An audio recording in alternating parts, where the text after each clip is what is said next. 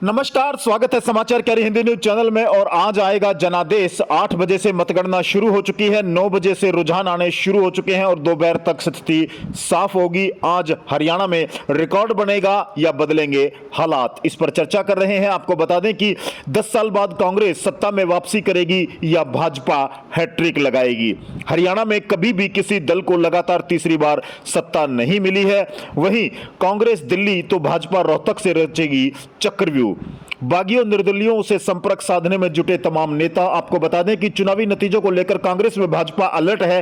कांग्रेस निश्चिंत दिख रही है, लेकिन कई राज्यों में परिणामों के बाद हुए दल बदल को देखते हुए दिल्ली मुख्यालय से मॉनिटरिंग की जा रही है। राष्ट्रीय महासचिव केसी वेणुगोपाल, राजस्थान के पूर्व सीएम अशोक गहलोत, छत्तीसगढ़ के नेता प्रतिपक्ष पीएस सिंह देव और कोषाध्यक्ष अजय माकन नजरें बनाए हुए हैं। परिणाम के बाद इनमें से कुछ नेताओं को चंडीगढ़ भेजा जा सकता है। पार्टी अध्यक्ष मल्लिकार्जुन खड़गे व राहुल गांधी भी दिल्ली से बाहर नहीं जाएंगे, ताकि हर स्थिति में तुरंत फैसला लिया जा सके। वहीं भाजपा का रोहतक में वार रूम परिणाम के लिए पूरी तरह एक्टिव हो गया है।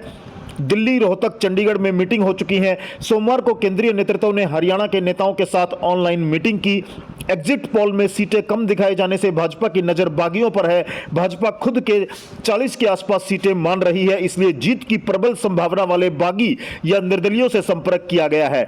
खुफिया विभाग की रिपोर्टों के अनुसार 25 सीटों पर मार्जिन बहुत कम रहने की संभावना है। इसके अलावा 20 सीटों पर मुकाबला त्रिकोणीय है, इसलिए दोनों दलों की नजरें अब इन 45 सीटों पर अधिक है।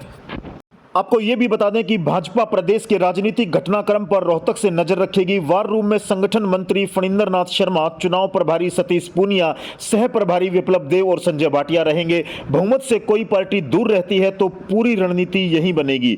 दिल्ली में वरिष्ठ नेताओं के भी ये संपर्क में रहेंगे। कार्यवाहक सीएम नायब सिंह सैनी कुरुक्षेत्र, प्रदेशाध्यक्ष मोहनलाल बड़ोली चंडीगढ़ में रहेंगे, ताकि कहीं मोर्चा संभालना पड़े तो जल्दी पहुंचा जा सके। वहीं कांग्रेस के प्रदेश प्रभारी दीपक बावरिया व पूर्व सीएम भूपेंद्र हुड्डा ने दिल्ली में रविवार रात वोटिंग परिणाम को लेकर 1 घंटे मंथन किया। हुड्डा ने प्रदेश अध्यक्ष उदयमान के साथ भी चर्चा की। सोनिया गांधी के करीबी माने जाने वाले हिमाचल प्रभारी राजीव शुक्ला को भी हुड्डा के साथ बैठक की। सोमवार को कांग्रेस के कुछ प्रत्याशी भी हुड्डा से मिले। हुड्डा दोपहर बाद रोहतक लौटे हैं। कांग्रेस को बहुमत मिला तो जीतने वाले प्रत्याशियों को तुरंत चंडीगढ़ या दिल्ली बुलाया जा सकता है। आपको बता दें कि 15वीं विधानसभा के चुनाव परिणाम मंगलवार को आने शुरू हो चुके हैं। सुबह 8 बजे से मतगणना शुरू हुई और 9 बजे के लगभग रुझान आने शुरू हुए हैं। दोपहर 12-1 बजे तक स्थिति साफ हो जाएगी, ऐसा दावा किया जा रहा है। भाजपा का नॉन स्टॉप हरियाणा नारा चला या फिर कांग्रेस का हाथ बदलेगा हालात। इस बार 90 सीटों पर 1031 प्रत्याशी मैदान में हैं। हरियाणा की जनता ने किसी भी राजनीतिक दल को कभी लगातार 3 बार सत्ता नहीं सौंपी है। ऐसे में अगर कांग्रेस आई तो रिवाज कायम रहेगा, भाजपा ने वापसी की तो रिकॉर्ड बनेगा।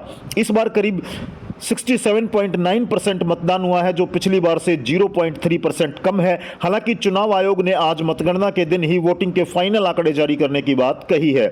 8 प्रमुख एजेंसियों ने एग्जिट पोल में भाजपा के खाते में औसतन 26 से 35 सीटें बताई हैं। वहीं कांग्रेस की 50 से 55 सीटें दिखाई गई हैं। अब नतीजों से ही यह तय होगा कि एग्जिट पोल कितने सही साबित हुए।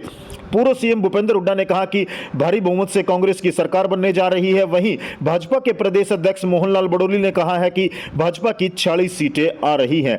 चुनाव के 2 बड़े चेहरे कार्यवाहक सीएम नायब सिंह सैनी व भूपेंद्र हुड्डा रहे, दोनों की साख दांव पर है। आपको बता दें कि वोटिंग प्रतिशत घटने या बढ़ने से सरकार बदलने का ट्रेंड नहीं रहा है। पिछले 5 चुनाव में से सबसे ज्यादा वोटिंग 2014 में हुई, तब भाजपा जीती। 2019 में 5 साल का सबसे कम मतदान हुआ, तब भी भाजपा जीती।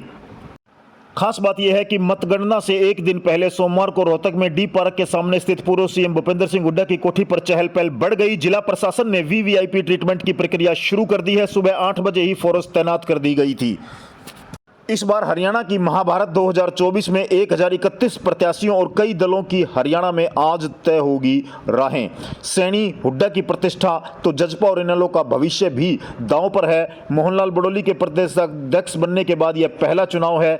आपको बता दें कि लोकसभा चुनाव में भाजपा कांग्रेस की को 5-5 सीटें मिलकर बराबरी पर रही। सभी ने अपनी अपनी जीत बता दी, लेकिन विधानसभा चुनाव के परिणाम से कई नेताओं की प्रतिष्ठा दांव पर लगी हुई है।